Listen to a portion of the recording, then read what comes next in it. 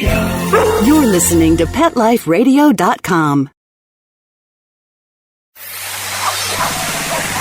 It's Oh Behave with Arden Moore, the show that teaches you how to have harmony in the household with your pets.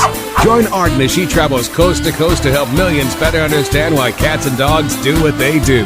Get the latest scoop on famous faces, their perfectly pampered pets, and who's walking who in Rin Tin Tinseltown. From famous pet experts and best-selling authors to television and movie stars, you'll get the latest buzz from wagging tongues and tails. Garner great pet tips and have a doggone fur-flying fun time. So get ready for the pause and applause as we unleash your Oh Behave host, America's pet edutainer, Arden Moore. Welcome to the Oh Behave Show on Pet Life Radio. I'm your host, Arden Moore. Now let's just face it. I'm betting that if you take a look at the photos you have on your camera or your smartphone, the majority are of your pets, not your kids, not your grandkids, or your BFFs. That's because our dogs are camera hounds. And you know what? So are our cats and other pets. They strike memory-making poses while capturing our hearts. Now, we're very doggone lucky today because our special guest is arguably the planet's top dog in pet photography. He earns this title for two reasons: his creativity and his dedication to aid shelter pets all over the globe. And his latest book is making a big splash, literally.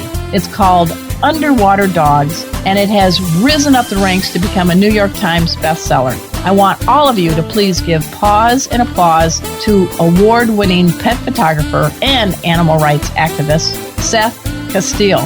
Hey, welcome to the show, Seth. Hey, Arden, thank you for having me. Wow, what an introduction. I want to thank the Academy. Yeah. Well, that's because you deserve it, man. You're good. You know, I keep looking through your book, and I keep seeing new things. And folks, we're going to talk about that. Seth's book, Underwater Dogs, features 80 dogs. And it ranges from diving dachshunds to leaping Labradors, and they're all enjoying pool play. And I guarantee that these photos are quite captivating and revealing. For example, you know, what does a Chihuahua look like underwater pursuing a tennis ball? And do dogs keep their eyes open or closed underwater? Well, Seth will unleash answers to these questions and more after we take this commercial break. So, you know the drill. Sit and stay. We'll be right back. Time for a pause. 4 furry ones, actually. Sit and stay. Oh Behave will be right back.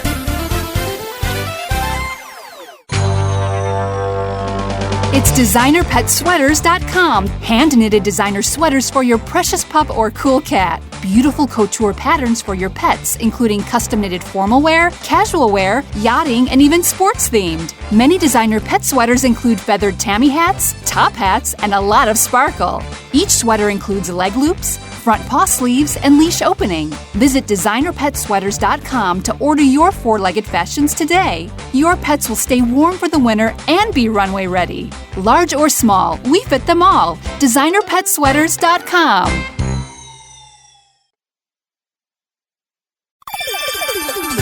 Let's Talk Pets on PetLifeRadio.com. Oh Behave is back with more tail-wagging ways to achieve harmony in the household with your pets. Now, back to your fetching host, America's pet edutainer, Arden Moore.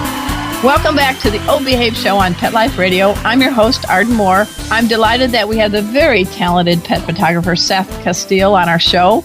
You know, Seth, we met a few years ago. You were snapping some photos of some shelter animals in Southern California, and I watched you, and I knew then you were no ordinary photographer. You weren't just lining up the shots in the cages, in the kennels. You did some magic makeovers with these dogs and cats, and I think your photography helps raise their chances of winning adoption. So thank you for what you're doing. I know we have a lot to discuss on this show, but let's start from the basics. I mean, when you were born, did you have a dog on one side of you of the crib and a camera on the other? I mean, how did you get this marriage between photography and pets? Well, it's kind of a long story, but to make it short, I grew up in Decatur, Illinois, with a little dachshund called Duchess, a miniature dachshund, black and tan, and she came into my life when I was about 5, so certainly I have her to thank for inspiring my love for dogs. So she was my best pal. We ran around all over the place and just had a great time. And I think had I never met Duchess, I don't think I'd be where I'm at right now. But in terms of,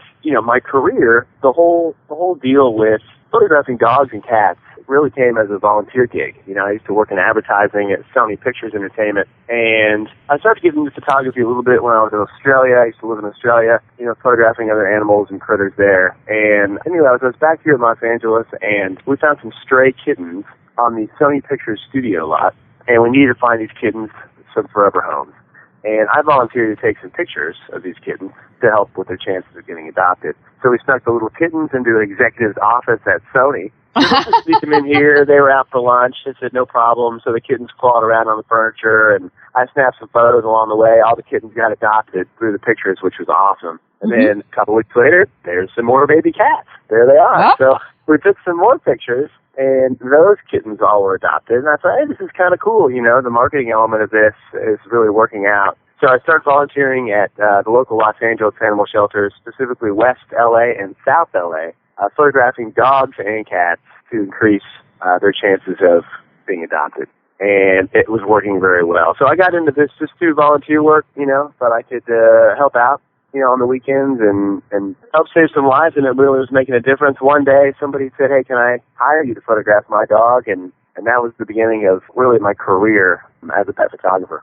I want people to, after the show, to dash over to a couple of sites that Seth has. One is called secondchancephotos.org, and the other one is littlefriendsphoto.com. And I want to talk a little bit about the shelter stuff and then get into the underwater dog book, because that's just a global phenomenon, as Wire says. I'm going to get that right, get that accolade. A global phenomenon by Wired. I give it paws up. I think it's amazing. But, all right, you know the drill. We have shelters all across America, and there are a lot of people who are volunteers or people who really don't know a lot about photography. But on each site, we're trying to do what we can to get the dog or the cat adopted that's in a shelter. And don't you think, pardon the cliche, but a photo's worth 1,000 words? A photo might be worth 1,000 dog adoptions, right? So why is it so important on how you present that shelter animal? Well, the marketing and the photography of increasing adoption rates is absolutely critical. A lot of people, I think, are intimidated by coming into an animal shelter. They're not sure what the experience will be like. They're not sure if they'll find the kind of dog or cat or pet that they're looking for. And in fact, it will be a positive experience. They're going to save a life. They're going to find a new friend. It's a wonderful experience to adopt. And, when you see really negative pictures on the computer, on these websites, of dogs and cats that maybe they look a little bit intimidated. Maybe they've just been brought in, and bad lighting and concrete in cages and all these things. It certainly doesn't really inspire a lot of people to come in and have a positive experience. It seems a little overwhelming and overall kind of negative, and that's just not the way it really is. So I think what we try to do is take pictures of the pets, the dogs, the cats, etc., to show that they are loving pets and they're ready to come home and be your best friend. And I think by doing that, we're just showing that it's a positive experience, and it helps drive traffic to the animal shelters and overall improve the message of rescue and adoption. And you do it in a different way. They're not sitting in the cages, are they? They're not sitting in the cages. Some people would argue, you should show a dog or cat at their worst. It shows a sense of urgency. It gets people in here. And I disagree completely. I think people want to see a dog and a cat they can connect with and they can identify with and that they want to meet, and they feel like they're going to have a positive experience. So when I go in there, we go outside with the dogs, we spend time out in natural light. We try to find elements of nature and greenery and bushes and trees and flowers and anything that we can, and we try to focus on, the positive elements of that dog's personality. Because, when a dog first comes in, if we're talking about dogs specifically, oftentimes their situation is it's very tough. They're coming from tough circumstances. Who knows what they've just gone through? And so when they first come into an animal shelter, it's not a perfect time to take a picture. There really isn't. Right. And usually the photo that's done, it's with a lousy camera. Again, it's inside of a kennel. You have the concrete and the bars. When you have a chance for the dog to get a little bit settled, and then I can come in, spend some time, be patient, go outside, you're just going to see that personality come through again. And that's where we start to take really nice photos. Well, I'm looking at your website now, secondchancephotos.org, and, your message is that a picture that can save a life. And there's this beautiful brown and white pit bull, looks like, with a ball. And you must have told that dog a joke because that dog has a meaty cheek grin. What are you doing with these pets to get them to smile? I'm telling meaty cheek grin. I'm like looking back at Seth going, yeah, I want to play ball. Huh? Come on, let's go play ball. It's all about just being positive. I mean, it's kind of a win-win doing these photo shoots because you get to go in, you get to spend some time, you got to let them be themselves, you got to get outside, you got to run around. And the reason I really do this is these dogs and these cats inspire me. They've come from some tough situations, and even so, they're willing to forgive all of that and move forward. And they, when you go in and you meet these pets that come from these tough circumstances, you think that they would be, really just giving up, and they don't. They said, you know what? Hey, yesterday wasn't so good, but you know what? Tomorrow might be better, and we're willing to move forward. And I love that. I love the attitude. So when I go in there, it's real positive. It's fun. I'm extremely patient with these dogs and these cats. And we just snap some pictures along the way, keep it very positive, and ultimately, the goal is to create some pictures that save lives. Now, where are some of the shelters that you've been that you've done your master work on this, your masterpieces? I know you a lot in the Southern California area, but don't you go elsewhere? Yeah. So I've been all over the United States. I mean, I got started with my volunteer work in Los Angeles, at West LA and South LA. I've been to other shelters in Southern California. I've been up north, the Pacific Northwest. I've done some work in Texas, Arizona, Las Vegas, all over Florida, New York, D.C., Chicago. Most major animal shelters in the United States I've visited to. I mean, there's so many that I have yet to go to. But I've seen many of the shelters around the country, and I'm happy to help out wherever I can. And then abroad, I've actually done workshops in Australia, all over Australia, nice. And then also in Austria and the UK, in London. And I'm really excited. I've been teaching these workshops to animal shelters, how to take better pictures to increase adoption rates. So not only just volunteering, but teaching others, how they can be involved, how they can take better pictures, because we need a whole team of people around the country, around the world, to make this difference, to improve the message of rescue and adoption through better pictures. And we're getting ready to do another huge workshop tour starting this spring all over the United States and beyond. So really excited about that. That's going to start in April. Oh, nice. And we can keep tabs on that on secondchancephotos.org? Absolutely. We're getting ready. I'm teaming up with some other wonderful nonprofit organizations, and we're going to announce all the dates and the locations here in the next couple of weeks. So really excited to get back into that, and it should be fantastic. People are wondering, give me like 3 good photo tips for people that want to take photos of their pets, because unfortunately they usually don't have their camera set right and they get a blur or they get those wonderful glowy eyes. Can you share a few tips for our folks? Yeah, totally. I mean, you see a lot of these pet photography tips these days, the top 10 tips, and they're all pretty much on point. I think the number one thing is take a lot of pictures. One of them will turn out.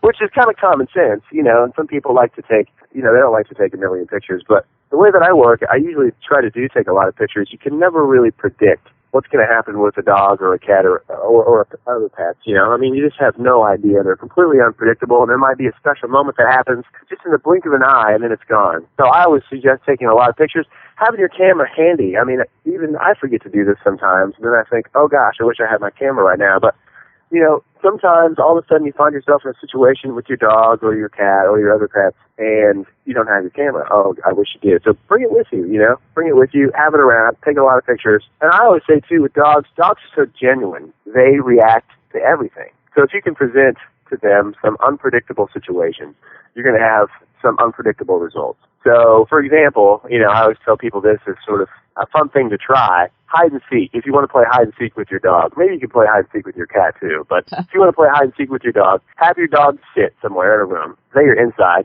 and then tell your dog to sit and stay. Maybe they will, maybe they won't, I don't know.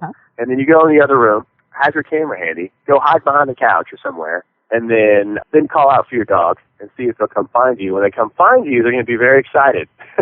Oh, that's right. Yeah. They're going to come around that corner, they're going to find you, and they're going to be very excited to see you. And have your camera ready and take that picture. And that's a moment of surprise for them. They want to find you, but they're not expecting to see you behind the couch. And when they do, you take the picture. And that's just one example, but kind of use that as a foundation. Now, what about the darn glow in the dark eyes? What do you do for that? The glow in the dark eyes thing, that's the whole retina deal with dogs. Of course, people's eyes react the same way. Only we see different colors. You see a lot of red eye with people. With dogs, oftentimes you see green and blue and yellow. Occasionally you see red also. And that's just a low light issue. So if you're in low light and you're snapping off, especially with these point and shoot cameras, and you're snapping off flash, and low light, you're going to have that reaction with dogs. Okay, it's so you need to turn your flash off or what? Yeah, I mean, it's a tough situation when you're indoors and low light and you take a picture with a point-and-shoot camera with a flash. The chances are pretty good you're going to have some issue with the eye. So, I recommend if you're inside at night and you can find a way to get a faster shutter speed, turn off your flash because you're probably going to get that crazy look. I suggest that, to people inside, like I do all my shelter photography work without flash, all of it. I've even done some of those shots. Sometimes in the shelters where, I have a lot of dogs to work with, I have a lot of cats to work with, I don't have a whole lot of time. So sometimes I will do, photos while they're still in their kennels because I have to, go really quickly through this and I have to take a lot of pictures that day. And you would never know that they're in the cage. You would never know that they're in the kennel because I'm using this special lens. I use this amazing 50 millimeter lens by Canon. And this is for folks out there who have a digital SLR camera, but it's a wonderful lens. It's a 50 millimeter lens. There's two different versions of it, but you can use this lens. You can use it in really low light conditions. You can shoot pictures in your house, in the evening hours, as long as you have some ambient light, some lights on in the room. You don't need any flash. You're going to get crisp pictures, and they're going to be beautiful, and your dogs and cats aren't going to have the crazy blue-green eyes. That's a great lens to have, the 50 millimeter. Do you think that there are some dogs that know they're getting photographed that are really, pardon the pun, camera hounds? I mean, I swear my dog Chipper, she's a husky golden retriever. She breaks into a grin and cocks her head right when the camera's clicking. I mean, what do you think? That's really funny. I mean, I've certainly met some dogs and some cats that really do seem to like being photographed, which is sort of interesting and creepy at the same time. Do they really understand? If you show a dog a picture, if you show a cat a picture, usually the concept is strange for them. They don't understand. They're not going to look at it.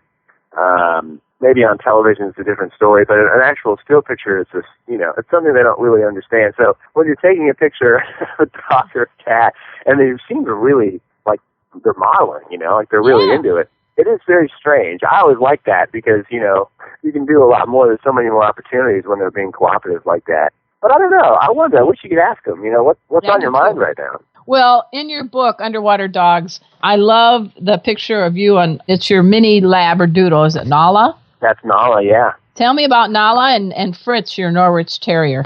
Sure. So Nala is about 6 years old. I think she's a mini Labradoodle. She may be a Wheaten Terrier mix.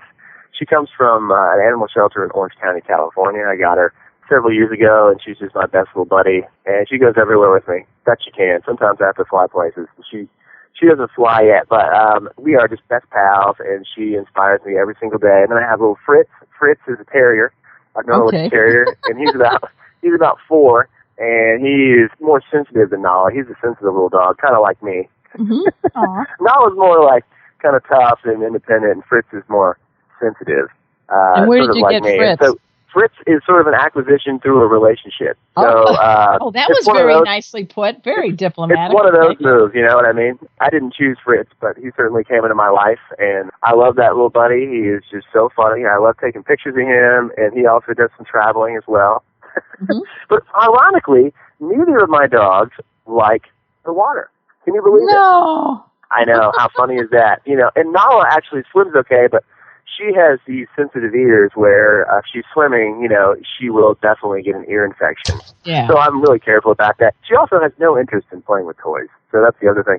And as Fritz, he's just a stubborn little buddy. He will not get in the pool. He will not play with anything. He just likes to hang out on the couch and look out the window. Well, that's okay. That's fine. That's totally fine. We're going to take a quick break, and when we get back, we're going to devote a lot of the rest of the show to your photos captured in Underwater Dogs. And listeners, guess what? Seth Casteel is giving away an autographed copy of this New York Times bestseller, and you just have to email Arden at 4-Legged Life. You guys know the drill, and I need you to put in the subject header Underwater Dogs, and we'll pick a winner. And Seth will, you got to send us your name, address, and your doggies' names. And Seth will personalize an autograph and dash it off to you. But we got to take a break, Seth, to pay for this show. So everybody sit and stay. We'll be right back.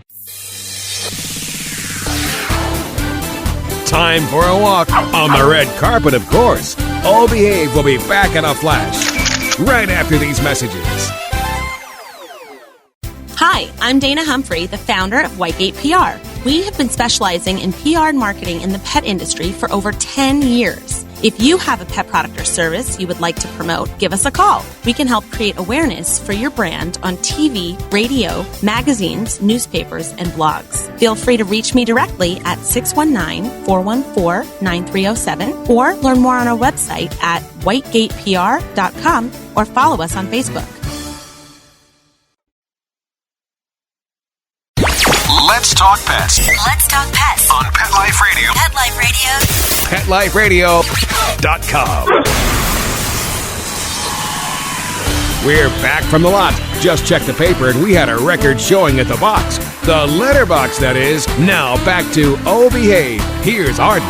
Welcome back to the Oh Behave Show on Pet Life Radio. I'm your host, Arden Moore. I am having a great time talking with my pal, Seth Casteel, now who can put the not only animal activist and award-winning pet photographer in his name, but now you can say New York Times bestseller. Oh, hoo-hoo. Pause up, mister.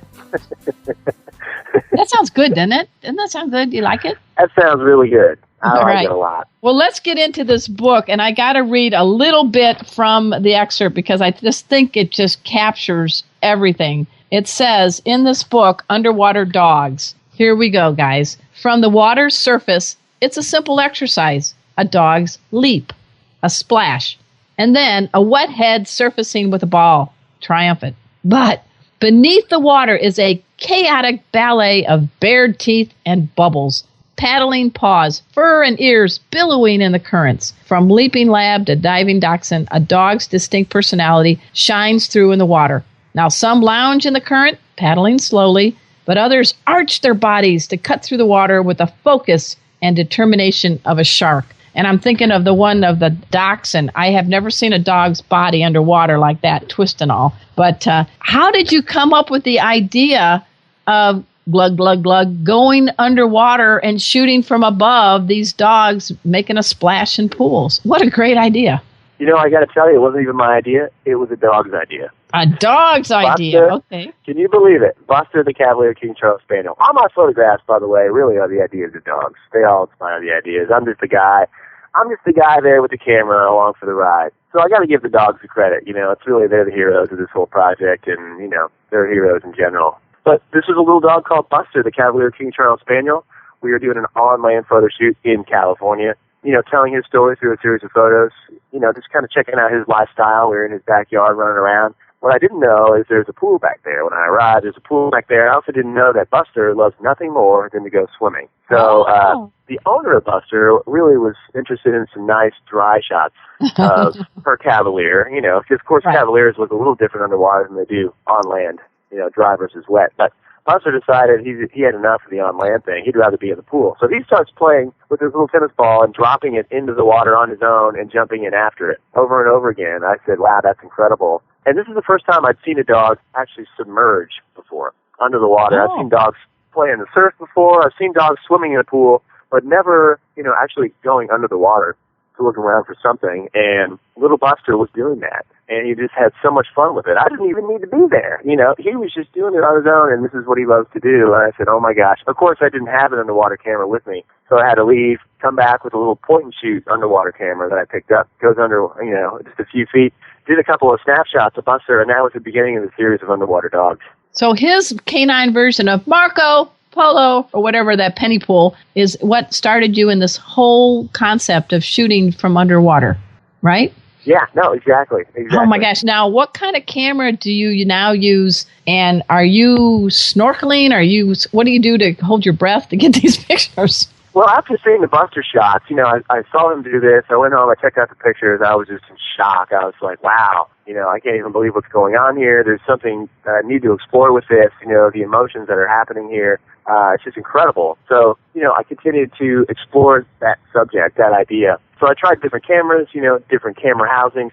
Currently, I use a Canon 7D camera. I use a surf housing, so it's actually a housing designed for surf photographers. So people that are photographing waves, surfers, you know, bodyboarders, all that kind of thing. So I use that, and then I use a flash, and I use a wide-angle lens, like a fisheye lens. And so that's kind of the secret recipe. And, of course, a tennis ball. And people say, tennis balls don't sink, tennis balls don't sink. When the pictures first became popular on the internet, a lot of people said, these aren't real, tennis balls don't sink. And it's funny that that's what people would say, because you can just take a tennis ball and cut a hole in it. I'm pretty sure it'll sink. Or you could go get one of those squeaky ball tennis balls, meant for dogs, designed for dogs, and you can just squeak it under the water, and it will fill up with water, and it will sink. And that's usually what I do. I use these squeakable tennis balls, and you just sort of, squeak them under the water, and I can control the buoyancy, how fast they're sinking. Maybe they're floating back up to the surface. You can even pause the ball in mid-water, wherever you want, and keep it right there, which is fantastic. Now, how are you breathing down there? I'm a merman. A merman? Aw. Okay, how long can you hold your breath? That's about 90 seconds or so. Nice. And usually, some of the pictures that I'm taking, my head's actually above the surface, and the camera's below the surface. Sometimes I'm 10 feet below the surface in the bottom of the pool with a weight belt and holding my breath for about 90 seconds. So it really depends on, the dog that I'm working with, the pool, and other conditions. But yeah, I'm always in the water. Some people think I'm scuba diving. I've never even been scuba diving before. There you go. Which is kind of funny. Some of the pictures have been in these scuba diving magazines, and they always want to know, so tell us about your diving setup. I'm like, well, I'm not actually diving. Yeah. So, I think you got great lung power. Yeah, and all right, we have to answer the question, do dogs tend to keep their eyes open or closed underwater? I know the answer from looking at underwater dogs, but tell us the answer. 99% of the dogs that I work with in the pool that are participating open their eyes. Okay. And that's a natural instinct. Okay. Yep, that's a natural instinct. Now, occasionally I'll meet a dog who will go underwater a little bit, maybe a few inches, and just not want to open up their eyes. And that's fine. But most of the dogs, and many of these dogs have never even been underwater before, never even been swimming. The first time, like Mr. Beefy, who's in my book, you can see his eyes wide open looking directly into the camera, and that's the first time he's ever been underwater before. And, his natural reaction is to open his eyes. Because most of these dogs, too, they're all pursuing something. They're all playing fetch with me. They're all playing games. So they do have a reason to do this. They're not just, diving around and opening their eyes for no reason. We're all playing games in the pool, so they're looking for something. Well, it's nice in your book, Underwater Dogs, you do have a nice gallery of the dogs on land, and you've got a medley of dogs from purebreds to mutts, big and little. I'm fascinated by their teeth and their jaws. When you did the picture of Buster going after the squeaky tennis ball, and I'm looking close up at the mouth wide open with the teeth, that, Cavaliers are known as love sponges. I'm like, whoa, Buster, move, Buster. What do you think about their expressions? Well, we all know that dogs have teeth, We all seen them play with the tennis ball. But, of course, the water reacts with their mouth and their jowls in different ways. When they're going under the water's sort of pushing their mouth back, and you see it a little differently than you would if they were pursuing a tennis ball on land. But, some of these shots, and I included some of these shots in the book, the ones that are more primal, because I think it's important. Dogs ultimately, come from wolves. It's taken a little while for that to happen, maybe about 20,000 years or so. It used to just be wolves. And so now we look at these dogs walking around, these little Chihuahuas and Pomeranians, and somewhere in there is a wolf. There's instinct in there. And I think, and this is one of the things that I was fascinated by, with the project in general, is today, dogs love being spoiled. They love all the modern day luxuries that we provide to them. They sleep in bed with us. They go to the pet salon. They have fancy toys, fancy treats, fancy food. And I think it's fantastic. But I also think that somewhere in there, dogs have wild instincts. That goes back a long way, and I think they do enjoy the opportunity to explore those. That's why, some dogs will react to birds or react to squirrels running around. These are all wild instincts that are happening that are deep-rooted in there. And it's just like the water. I think dogs have a connection with the water, and it really allows them with a chance to explore their wild instincts. And so you're seeing a lot of these crazy reactions happening, some of which are kind of primal, all because of that connection. Well, I'm looking at Bella, 8-year-old Chihuahua, whose mouth is so wide open, but I think the tennis ball is about as big as Bella's whole body, whole face. But that's not a Persia ride look at all. That's Bella with her primal instinct. Is Bella. Do you like her teeth? Oh, yeah. Yeah. She's so funny. I like to look at her on land picture in the back, too, because, she looks so different. And when she was a puppy, she got tackled by a larger dog, and she got a couple of teeth knocked out. And that's why her teeth are like this. She was okay. She's totally fine. She's such a great little dog with a great attitude. But, her teeth are a little strange. They're a little funny. And they're special. And so I think when she's opening her mouth like that in the water, you kind of see some of her teeth. But that's her first time underwater. That's the first time for her underwater, too, which is, I'm really proud of her. A lot of Chihuahuas aren't crazy about swimming and diving and that kind of thing. But certainly it is possible. Well, we're speaking with Seth Casteel. He is the photographer and author of Underwater Dogs. It's a national bestseller with the New York Times. And if you go on a couple of his websites, just go to littlefriendsphoto.com or secondchancephotos.org, and you're going to see and be blown away by not only his photography, but what you're doing. I mean, you have carved out a unique career in the pet world, and you've been on CNN, Today Show. Have you been on Oprah yet? I think you have. I'm not sure. But New York Times. Oprah picked the book as one of her favorites for the holidays, and it was in the magazine. That was pretty awesome. Yeah, that's like the Midas touch in the pet world. And, it's all leading up to be a special guest on the Oh Behave show on Pet Life Radio. I mean, it all culminated with this show, right? Woohoo! Woohoo! But we do have 800,000 listeners. And, okay, listeners, your homework assignment for 2013, we're going to hit 1 million. We're going to hit 1 million. And I think we're going to hit 1 million because we have awesome guests like Seth Casteel. And Seth, we hope when the show airs, we'll send you the link, and we hope you share it with your pet pals. And we definitely appreciate you being able to give away an autographed copy of your book, because it is a must-have book in any pet-loving household. I'm waiting for the Underwater Cats book next. Oh, Arden, I wish that book could exist. Unfortunately, it'll never exist, as we all know. I have worked with swimming cats before, cats that choose to swim, but in terms of diving, I think that we're a long ways away. What about the surf dogs? Now, I have 2 dogs that are part of the SoCal Surf Dog team. Chipper and Cleo are my dogs, and we surf together. But, there's good photos, but I'm wondering if there's any kind of photos from underneath without you getting, a concussion from the board. Yeah, that's something that's worth checking out. I've done some work with the surfing dogs, including Buddy, the famous Jack Russell Terrier. Oh, yeah. Maybe 12 or 13. He's terrific. I've done some shots with him. It's fun. I like it. I think I'm just drawn to the other stuff more, the game of fetch in the pool and that kind of thing. The other thing to think about, a lot of the shallow water surfing, a lot of that water isn't clear enough to get great shots. That's true. A lot of it, especially here in Southern California, when you're only about 25 feet out, you're not going to get a lot of clarity. And the clarity of the water is super important. Well, just to see the bubbles coming out of a dog's snout, I mean, that's worth the price of Underwater Dog book alone. It's just amazing just to see how their fur and their paws and their eyes. It is. You have given us a fresh look at our favorite pets, the dogs, and I'm partial to cats too. But I love when anybody like yourself can just take a fresh look at something, and that's what you make a living doing. Well, it's all about the dogs. They've inspired this, and I'm just along the way. I mean, I'm inspired by dogs, and these dogs inspire all of us. I love cats, too. Don't get me wrong. In this particular project, though, there's not a lot of cats in it. That's all right. But, they inspire me, and I'm very proud to have the opportunity to work with dogs and cats for my career.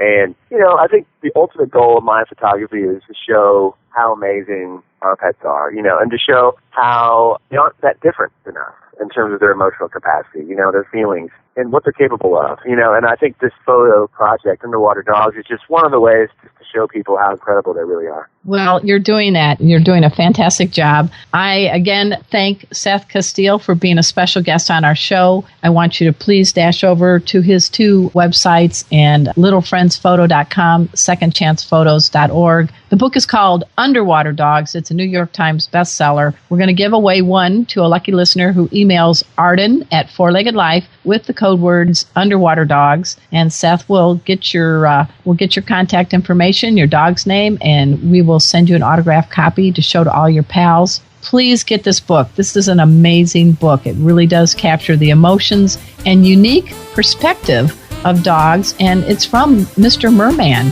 the man who can hold his breath for 90 seconds, Seth Casteel. Hey, Seth, thank you again for being on the show. Hope you had a good time. Hey, thanks again for having me. I had a blast. Yeah, and at this time, I also want to thank Mark Winter, my executive producer. He is the man, the genius behind the entire Pet Life Radio network of shows, which we have about 6 million people following all our shows. Please check out our shows on PetLifeRadio.com. So until next time, this is your flea-free host, Arden Moore, delivering just 2 words to all you 2, 3, 3, and 4-leggers out there. Oh, behave. Coast to coast and around the world, it's Oh Behave with Arden Moore. Find out why cats and dogs do the things they do and get the latest buzz from wagging tongues and tails in Rin Tin Tinseltown. From famous pet experts and best-selling authors to television and movie stars, you'll get great tail-wagging pet tips and have a fur-flying fun time. Oh Behave with America's pet edutainer, Arden Moore. Every week on demand, only on PetLifeRadio.com.